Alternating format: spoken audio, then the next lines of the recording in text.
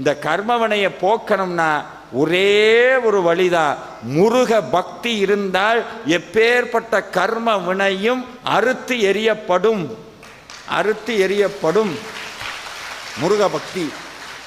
உள்ளுக்குள்ள எதைக்கும் பயப்படக்கூடாது. வாழ்க்கையில் எந்த சோதனை, எந்த கவலை, எந்த கஷ்டம் யார் கொடுத்தாலும் சரி, எப்போ கொடுத்தாலும் சரி, அது பணமோ பொருளோ நபரோ யார் வந்தாலும், உடம்புல வியாதியோ எது வந்தாலும் ஒன்று மட்டும் நிச்சயமாக தெரிஞ்சுக்கணும், என் கூட முருகன் இருக்க வரைக்கும் எனக்கு எதுவும் ஆகாது, எதுவும் ஆகாது.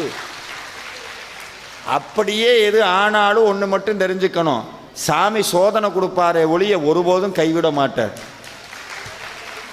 கைவிட்டு விடுவாயோ என்றேன் முருகா, கைவிட்டு விடுவாயோ என்றேன், கையின் மேல் அடித்து சத்தியம் செய்தான் கைவிட மாட்டேன் என்றான்.